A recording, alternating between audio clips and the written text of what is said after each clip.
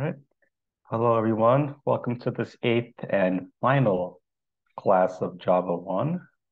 Um, Today, we're just going to see how much we can get through. But I know that we'll be able to finish the slides from last lecture on if statements at least. So there'll be a homework on if statements at least. So let's see. Let's pick up where we left off from last week, but we'll do a little quick review before a refresher really before I really get into it.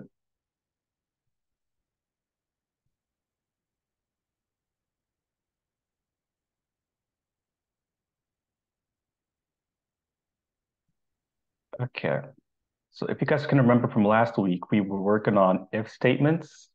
So things like code flow, conditional statements, um, if else, yeah, Boolean expressions. You guys had a pretty good grasp on it from last week, so I don't think we need to go over things too in depth. Let's take a look at the code here. Um,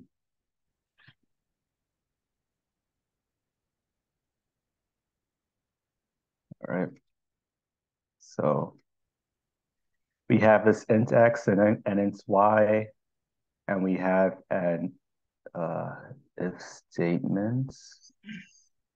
If x is greater than y, then print it out. And from last week, we can all see that that this will be printed out because x is greater than y. Yep. What else did we go over last week? We also went over Boolean values. So remember that the Boolean data type only takes two values, true or false. And we worked with these ampersand symbols, and double ampersand is an and. So both the left and right have to be true. And then we have these double bars here. So the double bars means that if one side is true, then the whole thing is true. You saw how parentheses Why it's can called double potentially. bar? Double rows? I Double mean, I'm just calling it double bars because it's just easy for us to bar. see, but it's really an or. So the double ampersand is an and the double what I'll call bars is an or, the or logical operator. Um, so yeah, let's see, and that's about it for from last week. So I guess before we continue on with the lecture from the lecture slides from last week, does anyone have any questions or want to talk about something that they want to go over?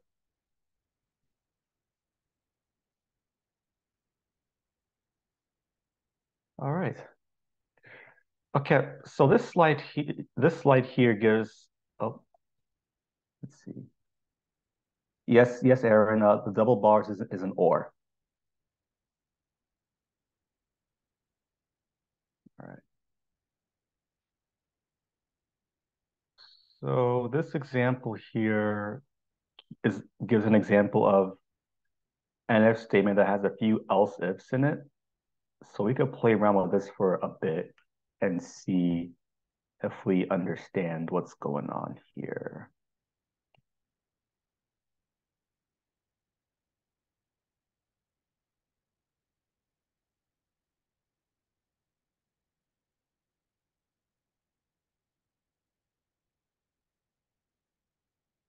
All right. So I have a question for you guys. Given this code block here, can we figure out what the grade will be? We have int test scores equal to 76, and then we have a few if statements here, a few else ifs. Can we try to figure out what the grade will be?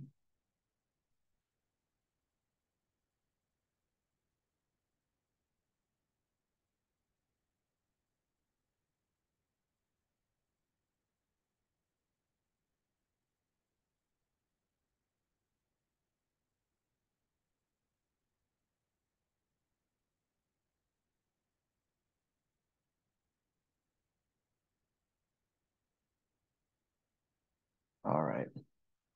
Okay, so I see pretty much everyone's saying C. Can I have one person try to explain why they chose C?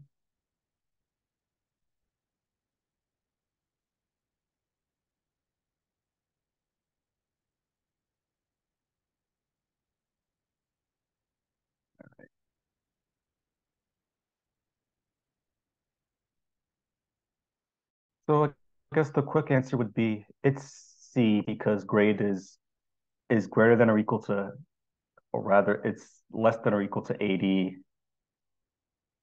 Wait, no, it's greater than or equal to 70 and less than greater than or equal to 60 and less than or equal to 70. That's why it's C according to this Python code. Yep. So yes, Aaron. Yes, Alan, that's correct. Right. Now let's change this. Let's change this to 99. Actually, but before I change this to 99, let's run the code as is. And that does output grade is equal to C. Now, if I were to change the test score to 99, can we try to figure out what grade will be printed? This one should be obvious. Yeah. Yep, so it should be A. Now let's do something that's tricky. What if I were to put uh well, I suppose this isn't too tricky. What about 40?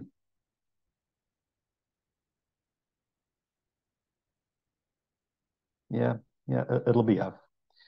So yeah, I mean, as you guys can see, if statements themselves are pretty intuitive because especially since we're working with test scores, um, you just gotta follow the logic a little bit. All right, now let's move on.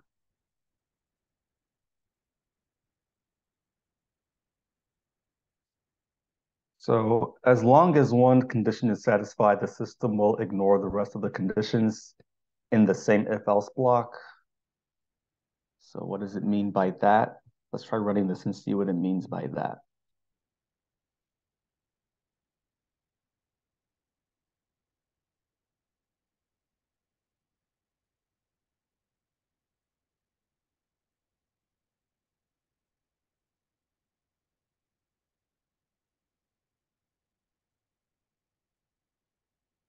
Okay. So can somebody tell me what will be printed out from this code block here? Post in the chat. Will it print out larger than 70, larger than 50, or maybe even both? This one's kind of tricky.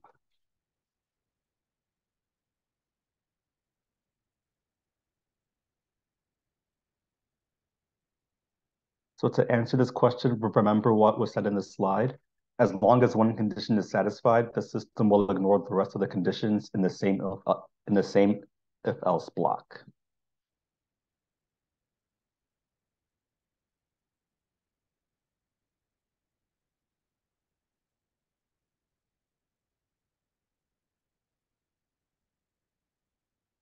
Okay, let's run this and see what it prints out.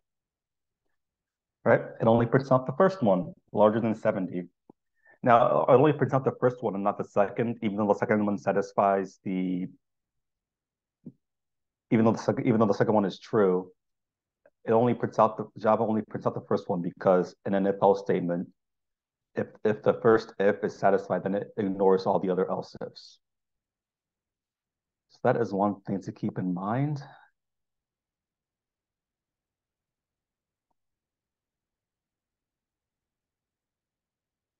Now there is a shorthand if else known as a ternary operator because it consists of three operands. It can be used to replace multiple lines of code with a single line. It is often used to replace simple if else statements. And this is the syntax for it. Now, I know the syntax is kind of confusing. And to be honest, I've never really seen this kind of syntax used in the wild all too much, though it does appear sometimes. So I'll give you guys an example of it. So let's say that I want to um, rewrite this if statement, this whole if statement, or well, rather, this if statement here as a one-liner. So the syntax for that would be something like this. So something like test score, parentheses, oh no, let's call it my var is equal to test score. Um,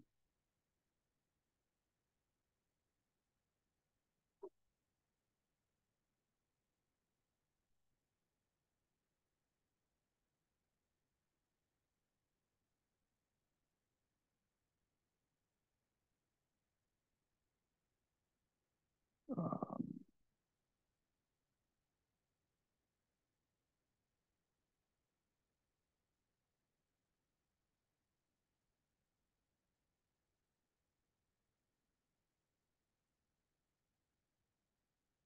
no, I didn't like that. Hmm, what's going on here? Oh, I think I see what's going on.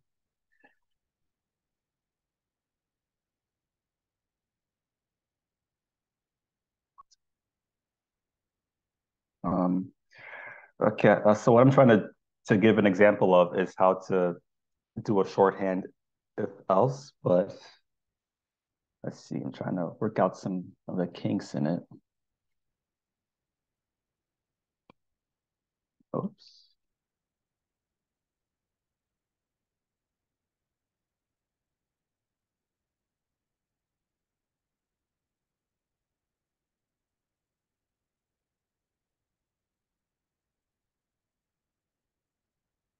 Hmm. Well, I may have to figure this out later in the interest of time. But anyway, since the homework won't be on this anyway, the main thing to get out of this is that there is a way to do a shorthand if else expression in Java, and this is the syntax for it. I will try to figure out the correct way to do it, perhaps after this lecture, so that you guys can have an example of what the shorthand looks like. Um, but for now, let's move on. Oh, okay. So this one already has an example of it. Perfect.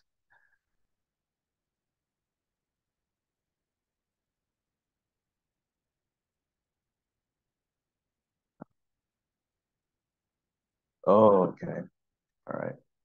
So right here is an example of a shorthand. If if else, this line right here. So the way to parse this would be this parentheses here is this. So we have an int grade is equals to a, and then this parentheses is the condition, grade less than 9, and then followed by a question mark, followed by what happens if the condition is true, followed by a colon, followed by what happens if the condition is false in this part after the colon here. So if we were to run this, we'd get ES or MS because grade is indeed less than 9. So the first part of the left part, the left hand side of the colon is what gets printed. All right. Um, any questions on ternary operators? I know they might seem kind of confusing, but we have the syntax for it available, so you guys can always take a look at that if you're interested.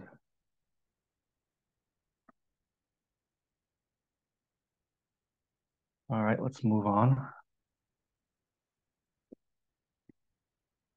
All right, we have a few exercises. Let's see if we can do these. Use math to generate three random numbers. If the first one is the least, print out the sum of them. If the first one is larger, print out the difference between rand 1 and rand 3. If the second one is the largest, print out the difference between rand 2 and rand 1. Uh, so perhaps I can quickly give an example of how this exercise would work, and I can have you guys help me as I go along.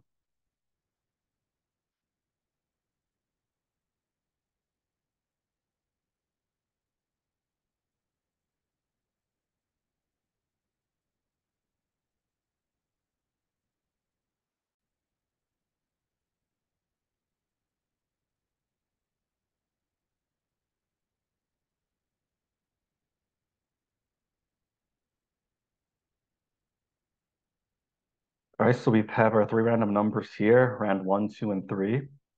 So the first objective is if the first one is the least, print out the sum of them. So I'm gonna have you guys try to um, fill in the blanks here. So can someone tell me what should go in this parentheses here? Remember that we're trying to do an if statement for if the first one, if rand 1 is the least of these three random numbers, then of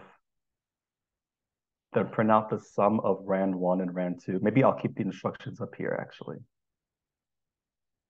Oh wait, no, how should I use it? So if the first one is the least, print out the sum of them. So what should be in the parentheses here? Maybe I'll put the instructions in the chat so that we can see what we're trying to figure out.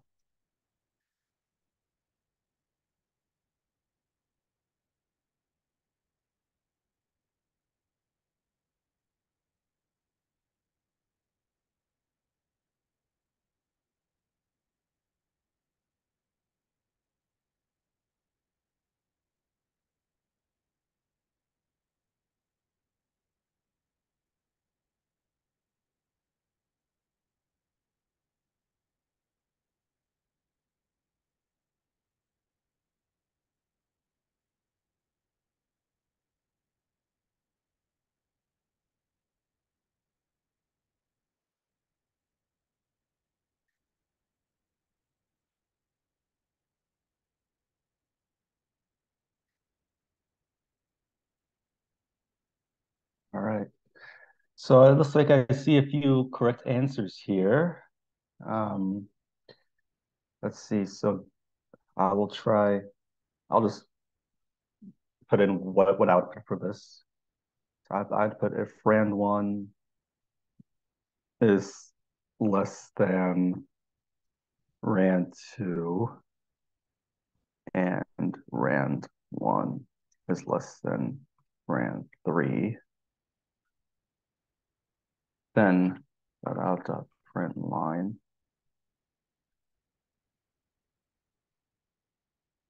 Oh, so that print line. Rand 1 plus rand 2 plus rand 3. All right. So remember that we're trying to print out the sum of rand 1, 2, and 3 if the first one is the least. Oh, forgot to unpause. Sorry. Okay. So yes, this is what I'd put in for the if statement, where if rand 1 is less than rand 2 and if rand 1 is less than rand 3, that we print out the sum of them. Thanks for catching that, Aaron. So let's print this out and see what happens. We might get nothing because it's just random numbers. So let's just run this until we get something. There we go. Okay. So we got something that was printed out because after three tries, rand 1 was the least, and then we printed out the sum of all of them. All right, so let's see what the second thing is. If the first one is the largest, print out the difference between rand 1 and rand 3. Um, so this one follows kind of a similar logic. So I'll probably just type up the answer so that's why you guys can see what it looks like. So if the first one is the largest, print out the difference between rand 1 and rand 3. That just means that we just flip these signs around. Yep. And then we just do rand 1 minus rand 3. So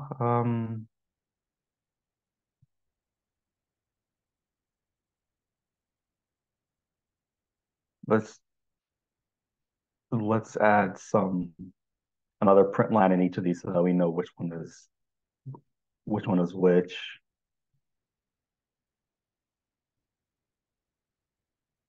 Okay, we get nothing. Not the one that we want.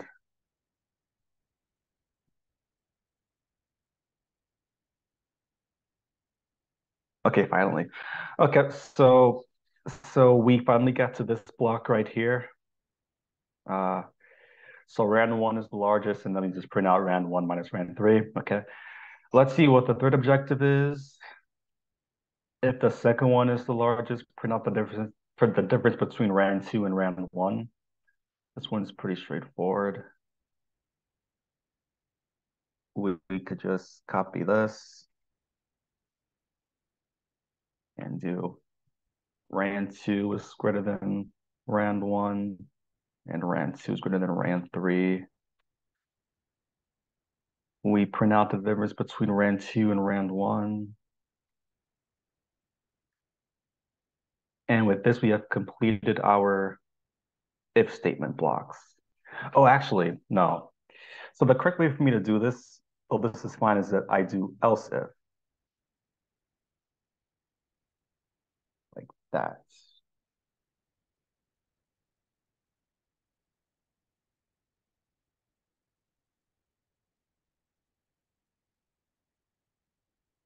All right, so that's how to do it with else ifs. Let's run this. So yep, we have our completed if blocks.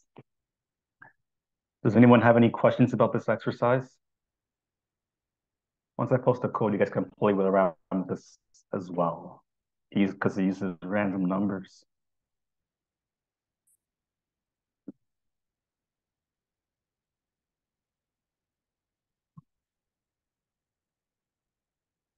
All right, let's move on. We got a quiz. A or B is true if and only if either A is true or B is true, but not both. True or false? Yeah. Can I get some answers in the chat?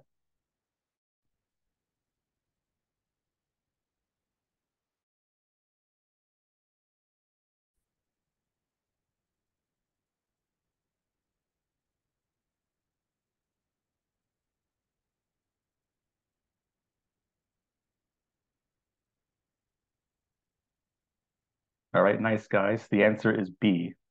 For Can you guys hear me okay?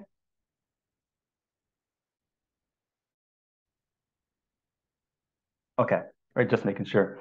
Um, so for so with logical ors, even if both are true, then the whole thing still evaluates to true. The only thing is that only at least one side has to be true for the whole thing to be true.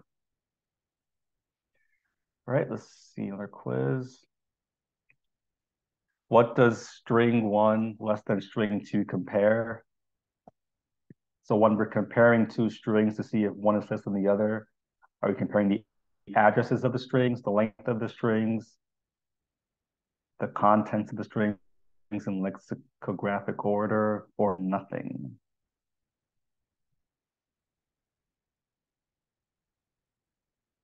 This one's kind of tricky.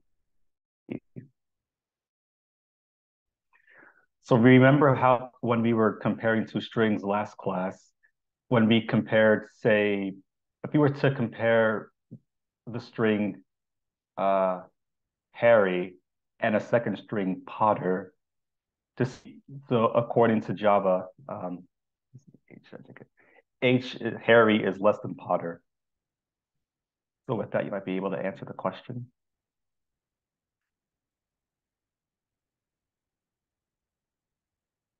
Well, the answer is actually C. The contents of the strings are compared in lexicographic order, like as in a dictionary. So I could give an example of that.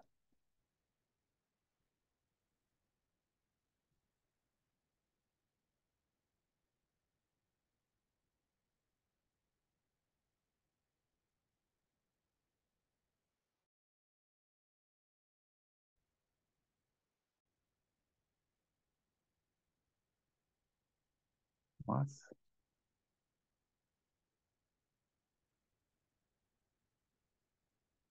Okay.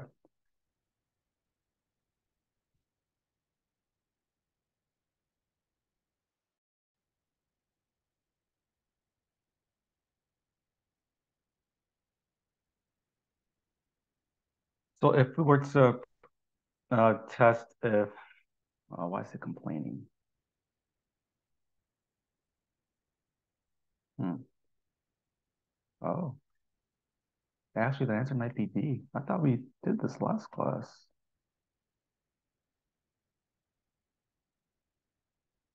Um, hmm. Well,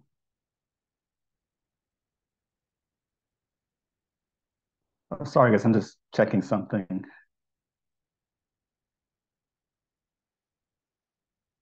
It might be that the syntax is not allowed in Java. Oh, I could have sworn we did something like this last class. Let me pause for a second.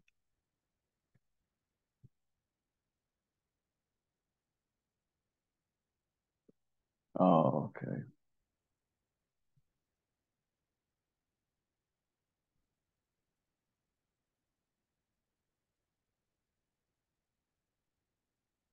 All right. Let's try to put in if else.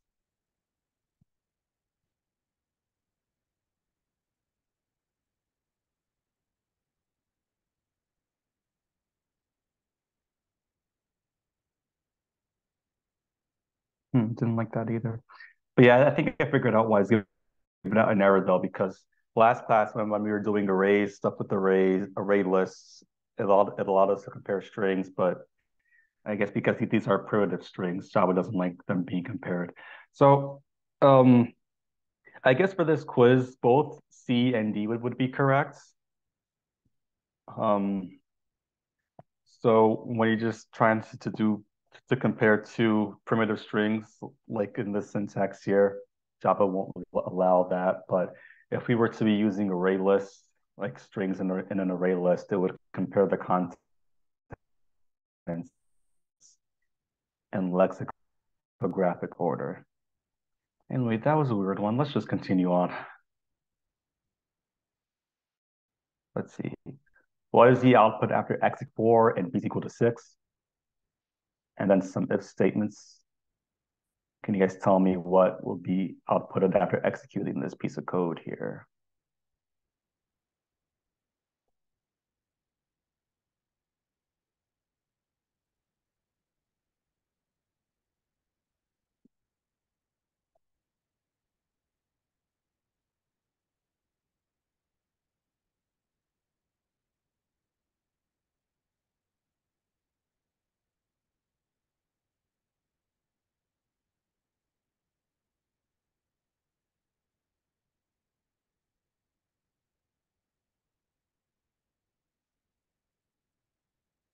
Okay, the answer should be D. So I have no way of verifying that because I can't copy and paste the code.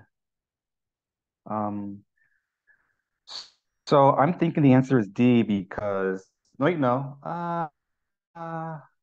See, A is 4, B is 6, so A is less than B. So we're just gonna print out X, and because once the first if is satisfied, nothing else is printed, then I'll just leave out everything. So it'll just print out. It should just print out X. So remember how earlier in this lecture we figured out that when the first if block is satisfied, and then if all the other else ifs are ignored later on. Um, so that's why the answer ought to be just X. Uh, let's see. I I could type this up and verify it, but I'm pretty confident in my answer. So if someone is confident in their answer, they could always type this up on their end and prove me wrong. Um,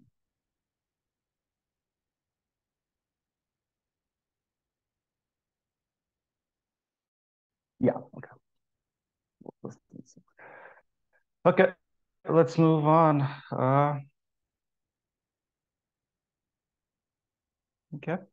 So now we have a homework. Create two strings. The first string is your state name. The second string is your city name. write a condition to compare these two strings using compare to. If the return value is 0, print out strange. If the return value is -1, print out state, else print out city. This homework tests out your comfort level with strings. And you guys seem to be pretty comfortable with using if statements. So I'm pretty confident that this homework should be good practice for you guys. Does anyone have any questions about this lecture, about if statements in general? I'd be happy to take them.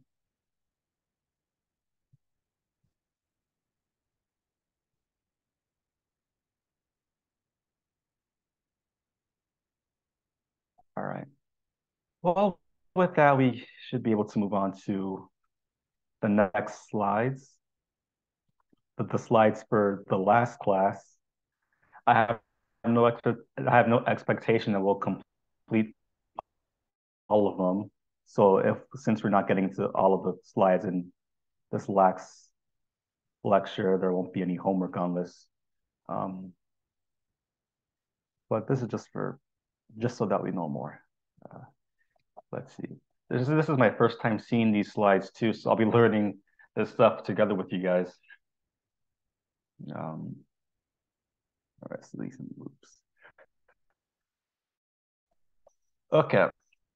So we don't need to do much review because we've let me actually set up my code here.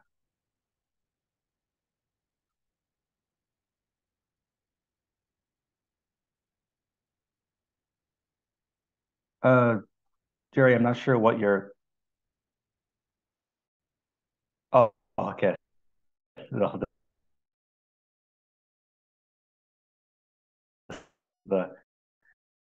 you're answering the question condition block. You can have an unlimited amount of else's in a condition block. So I guess this first one here is just one question, then this one is the second question, what max is.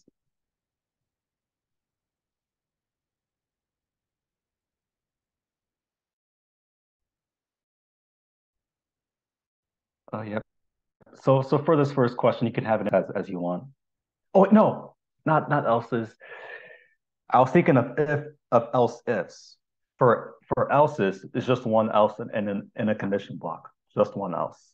I was thinking of else ifs, but yeah, just one else in a condition block. Okay.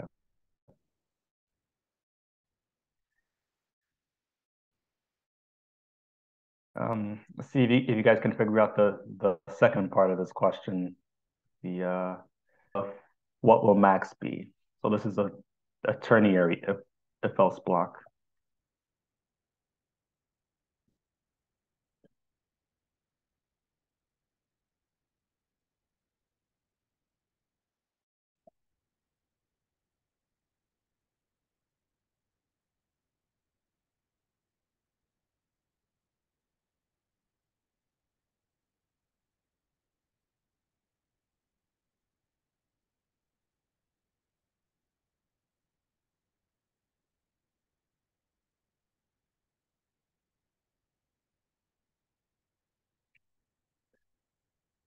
Let's try running this and see what we get.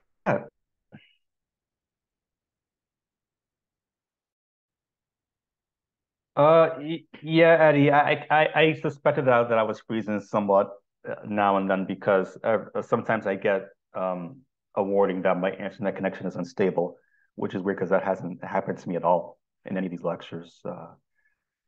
But yeah, I'm not sure what's going on. Yeah, if I freeze for too long, just ask me to repeat myself. All right, let's try running this code walks to see what max is.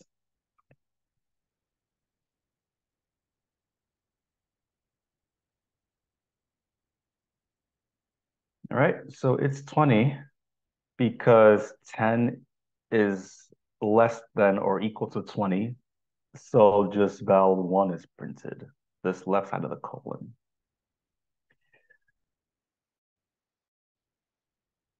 Right. That answers that question. Now let's move on. Okay.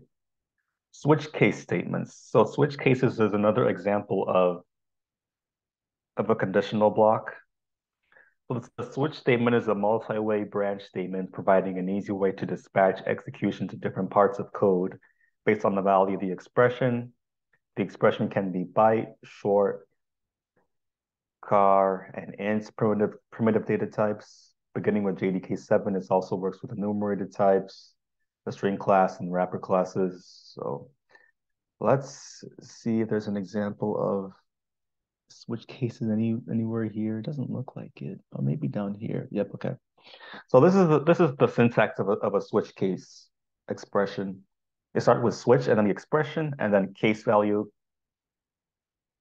colon statement break.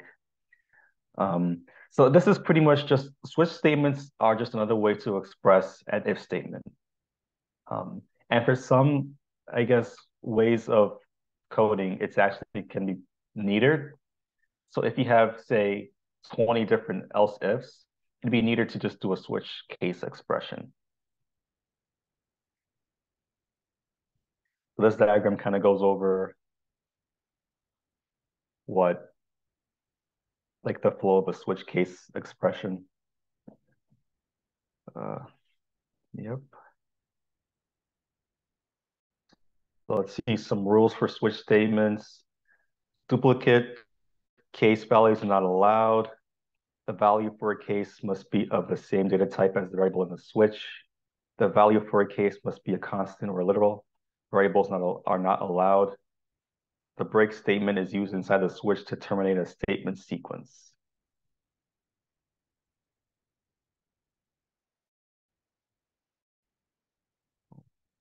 So yep, just some rules to keep in mind. A few rules. Oh, and even more rules. The break statement is optional, and the default statement is also optional. So this will all make sense as we get some more practice with switch case statements. So here is one example that we can run.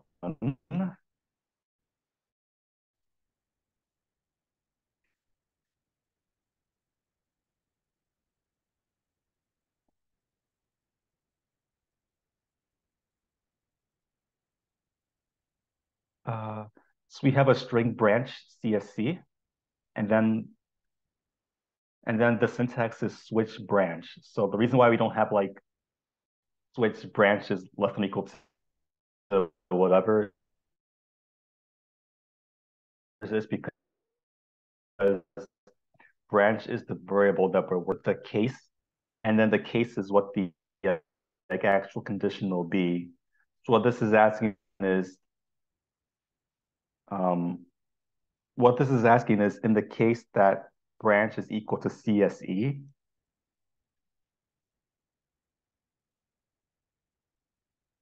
print out this.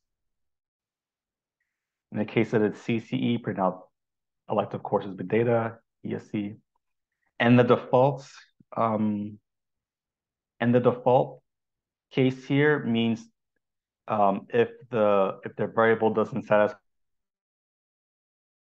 anything above it. So the default always goes on the bottom.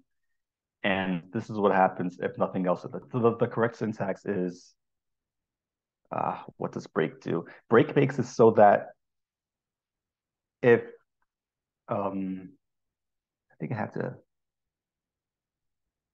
what does this say break does? Okay, the break statement is optional. If omitted, execution will continue on to the next case. So what break does is that if the case is true, then the execution will stop and the code will move on. But if you don't have break, um, then it'll just continue on to the next case. So given everything that I just said, can someone try to tell me what this code block will print out?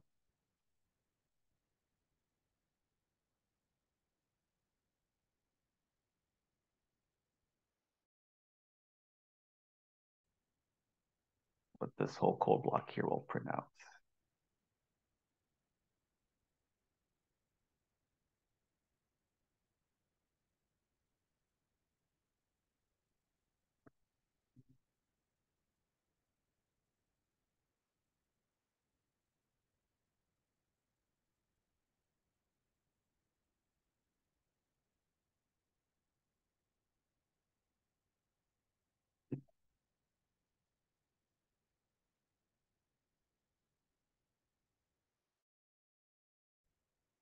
All right. Um, it should just print out the first case.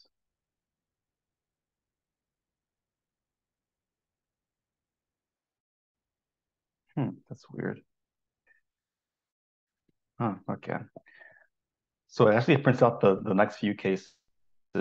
Now, the reason why it does is because we don't have a break here. If we had a break, then it would just print out the first one, like the course's data structures. But if we were to remove the break here, the switch case would go on to the next one and then print out what's like whatever else is there. And then once it gets to the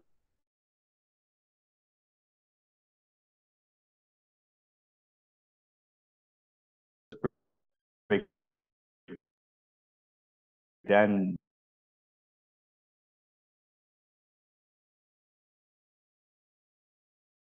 that's when it would stop. So yeah, yep, it prints out both of these. Oh my, can you guys hear me now?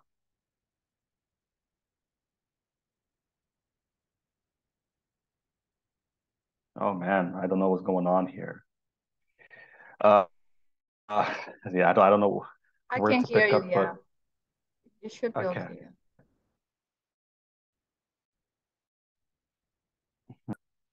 Because there is no break here, both of these get printed out, data structures and big data. So, so yeah, because since there's no break, this first, even though this first case is satisfied, the switch case will then move on to the second one and then print out whatever is there. And then once it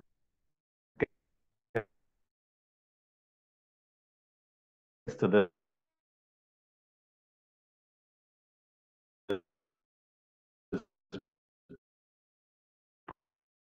break, that's when the execution stops. But by removing the break, then this first case is still satisfied, and then we move on to the second case and then do whatever. Yeah, so let's comment on all the breaks then. Yep.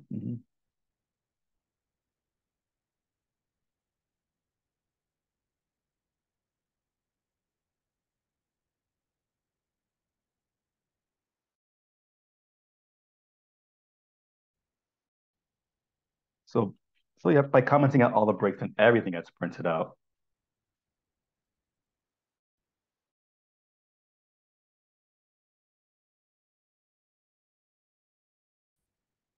So yeah, break makes it so that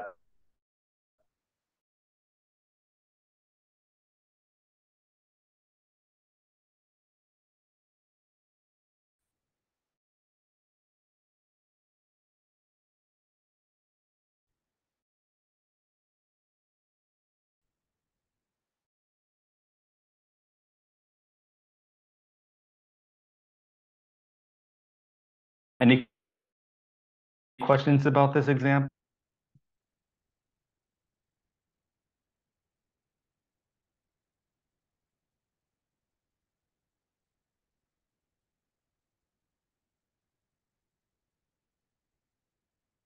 Am I still frozen?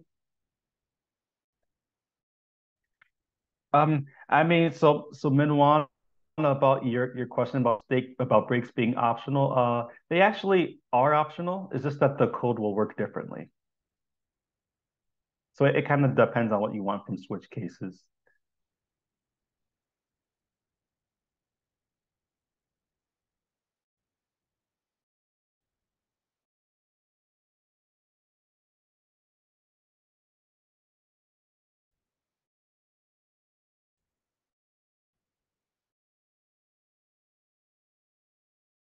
Sometimes this behavior where like everything gets printed out is what you,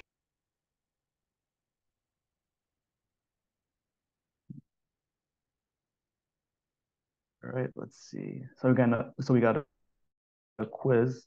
What will be printed out eventually? Int var is equal to 3, switch var. So can you guys tell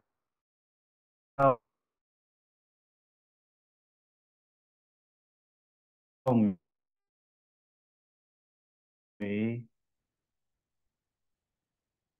So this uses an int, not strings, which makes things a little bit more confusing. But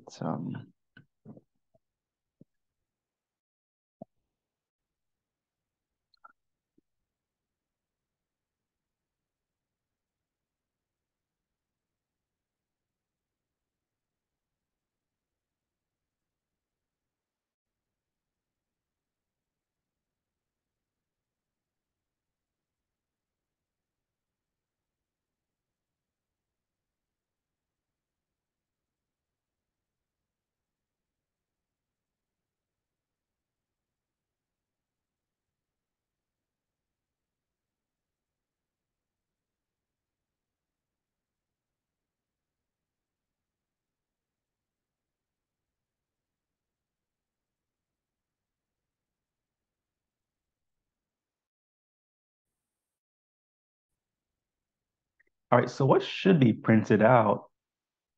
Um,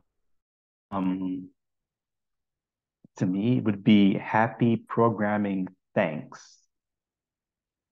Though to verify, let's run the code and see what gets printed out.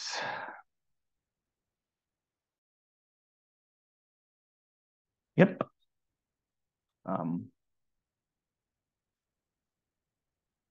Yep. So happy programming things gets printed out because since var is 3, we go to this case here. And then since there's no break, we also print out the next case. And then since there's no break after programming, we go on to the next case. And then there's a break here. So that's why nothing above it gets printed. So good job, guys. That one was kind of tricky. I'm glad we were able to get that one.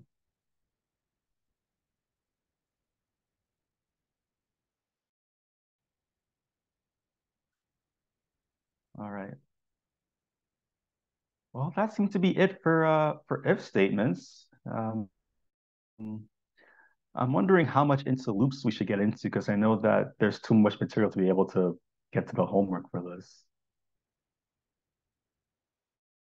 Let's see, we have about 10 minutes left. Okay, I guess I'll just go through loops.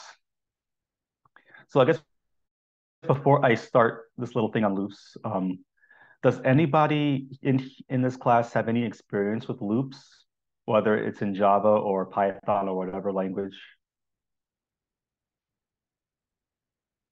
Just post in the chat if you have some experience with it or not.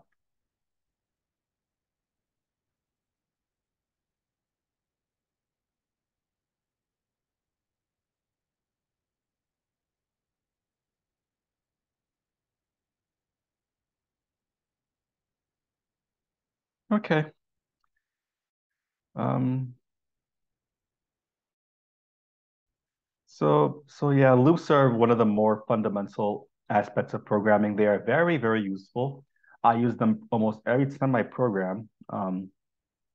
So it's, it's a shame that this is the last class. We won't be able to go through everything about it, but I'll try to give you guys at least a general overview of what loops are. Okay. Repeatedly, when some conditions become true, there are 3 types of loops in Java.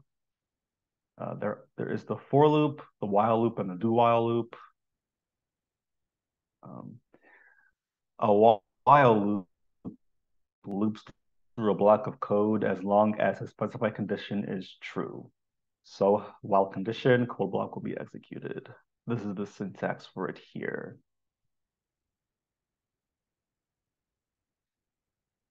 So let's run this loop here and see what we get.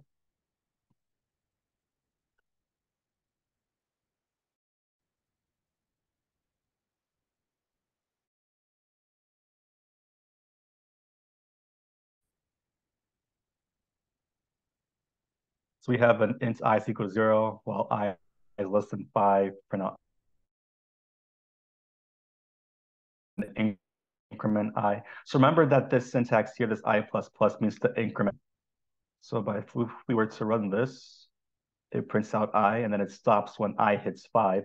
And since 5 is not less than 5, it exits the loop. So the question here is take out I++ and see what happens. So can somebody tell me what they think would happen if we were to take out the I++ here?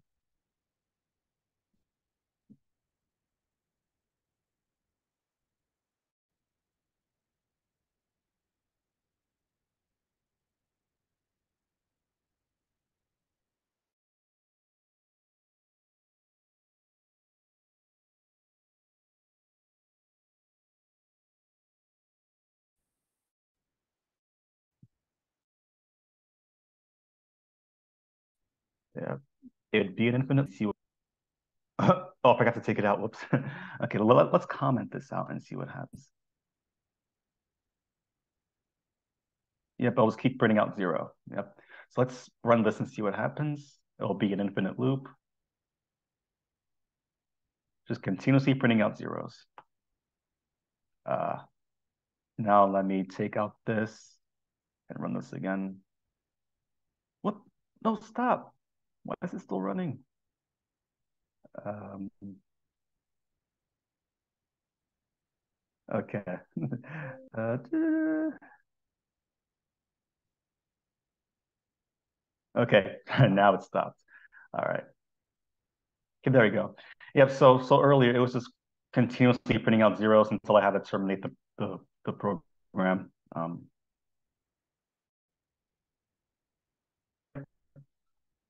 So yeah, that's what happens if you take out I++.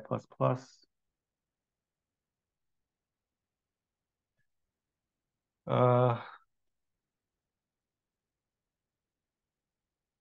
yeah, because I was always less than 5. Yep, right. So the do while loop is a variant of the while loop. This loop will execute the code block once before checking that the condition is true. Then it will repeat the loop as long as the condition is true. And this is the syntax for it here for a do while loop.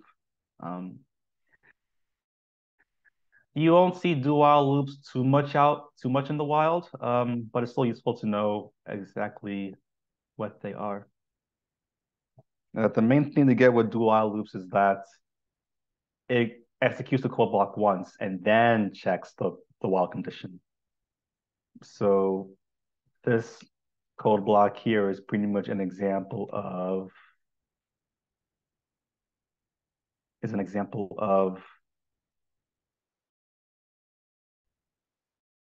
this this loop up here as the while loop that we've written up above here. Yep, this is the do while. We have our code block and then we have our, so it's kind of like flipped pretty much, kind of like a flip of the regular while loop.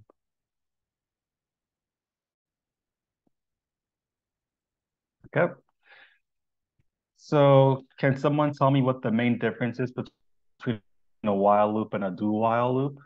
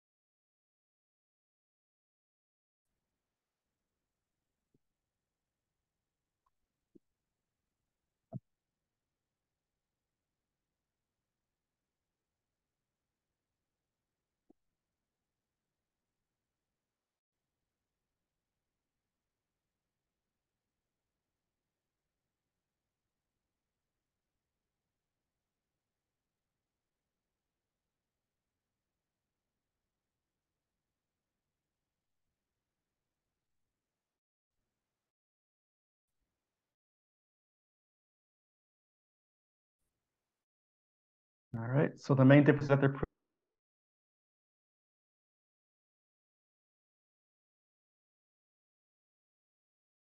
pretty much.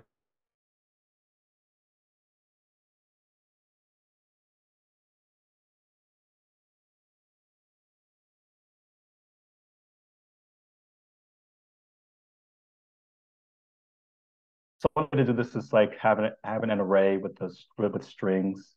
Oh, yeah, looks like I'm lagging. Okay, well, since I seem to be having tech issues, we only have a couple minutes left in class anyway. How about we just end here for the last class? We went over loops a bit, while loops and do while loops. Yep, that's about all I have for today. Um, are there any questions about? Okay, first, before I ask for questions, I will post the homework on if statements tonight. There will not be any homework assignments for while loops.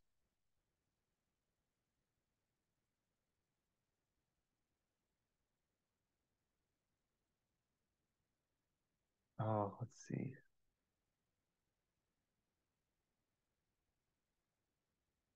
I'm not sure. Yes, Eddie, this is the last class, but I'm not sure. I seem to be having some tech issues, so I'm not sure everyone can hear me well. But for the people that can hear me well, thank you for being in this class. Thank you for this is my first time teaching like this, so I appreciate the patience. I'll post last homework on if statements. There will not be any homework on ifs on loops. And yeah, that's all I have. Okay, thank you so much. Yeah, let's just thank to instructor Kingsley for giving us this class. I'm going to give you a class some information about the Java level 2. So as we have other, demand for the Python class, so your instructor Kingsley, he will teach Python from 6:30 to 7:30 on Mondays. We are going to continue Java 2. Please note that Java 2 will start in a week. We'll give you 1 week break. However, we will start the class at 7:45. So please let me know, put your schedule in the chat. Please let me know if you can take the class at 7:45. This is the schedule we have. But if in case you cannot do the 7:45, we might have to stay with 6:30. But if you can stay at 7:45, so we can have another class at 6:30. Yeah. Put your schedule in the chat right now. Let me know if you can make it 7:45 to 8:45. Yes. 7:45 on Monday, correct. Okay, that's good. Sophia, you can make it. Everyone please put your information in the chat so I send email, but I just haven't got your response yet. I only hear Sophia. Okay, who else? Joey, Jerry, can you please let me know your schedule? Vincent, you can do it. 7:45. Jerry, you can make it. And we really want you to continue to do the class at least for Java 2 or 3 if you want to continue the robotics. That will really help you. And if you cannot come to the class, and we will Kingsley, sorry, yeah, if you have to go, that's okay. Yeah, we just want to thank you. I will talk to the students about the schedule. Yeah, but you feel free to stay, but just you have something you have to go, that's totally fine. Yeah, but we want you to keep the class until Java 2 or 3. So and the instructor will be Jack. I think some students had a Jack before in the other classes. So if you cannot come to the scheduled time, we can always send you recording, and you can bring your question back to the center and ask a doctor, and that works as well. So just feel free, and I want to have your confirmation by Wednesday because we need to push out the schedule. And this way we can have a Python class for younger kids. Yeah. And that's it. Don't forget to respond back to me if you are not sure about your schedule. At least you need to send me the feedback by Wednesday. Okay, thank you so much.